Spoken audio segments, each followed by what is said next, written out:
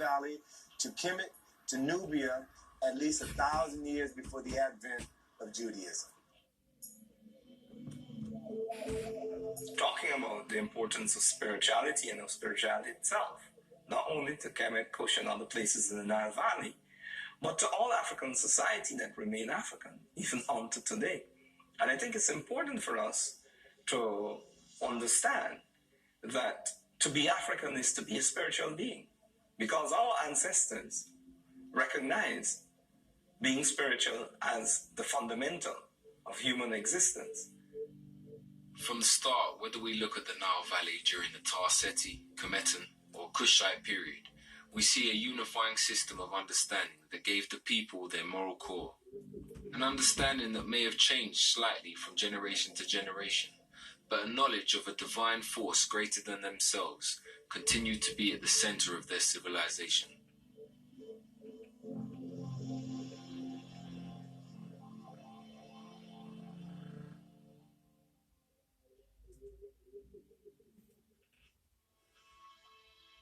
Debates still rage about the length and continuation of the Nile Valley cultures and how interconnected they were. What we do know is that over time rulership changed between the different black rulers along the banks of the Nile. It appears that Kemet was roughly 3,000 years old before it had any interference from cultures outside of Africa. Asiatic people known as the Hyksos melted into the Northern Nile society at first, and then by chance took full control of Lower Kemet and ruled for roughly 100 years. During this time, Kemet was inflicted with corruption and a depraved form of leadership. There's still debate around whether they were fully kicked out or not. Society in the Lower Nile Valley continued to come under attack from groups outside of Africa. When the Assyrians took over Kemet, they attempted to separate Egypt or Kemet from Nubia. Now, this was a hard thing to do since both sets of people were entwined. Their families, their culture, their religion was part of the same culture and religion. In about 1,000 years BC, the Nubians moved in and took full control of Lower Kemet, bringing the whole region under Kushite protection. When Kemet got into difficulties, it was the Nubians from the south who came from the south to the north to rescue Kemet. The Kushites, they decided to go into Egypt and to take control of the situation, to sort things out, to restore traditions, to restore religion, to restore law and order, and to basically remind the people in Egypt who they really were. They were trying to retake Kemet because Kemet was theirs. It was their bloodline. They were not foreign invaders.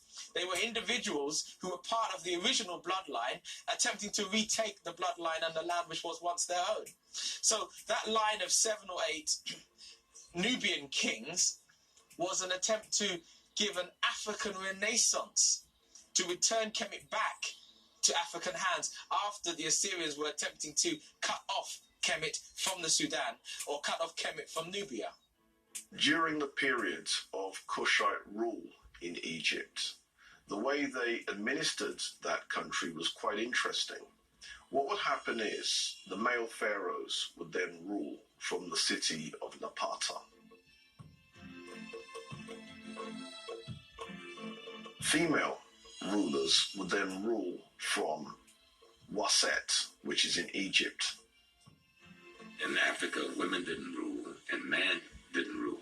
Men and women ruled equally. It was a co-rulership with different functions, where the woman was fully vested and the man was fully vested. And what I find interesting and very attractive about this civilization is the fact that women could actually rule in their own right. So they didn't have to be, rulers because they were waiting for a boy king to grow up, or they weren't ruling behind the scenes while, the guy was the king and he was the official ruler. They actually ruled in and of themselves.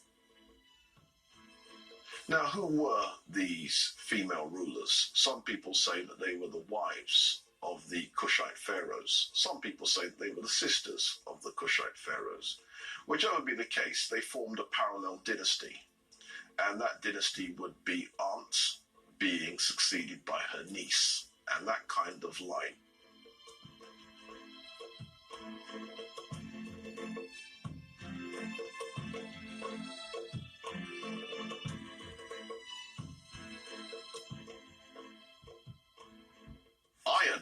centre of that industry was, of course, Meroe.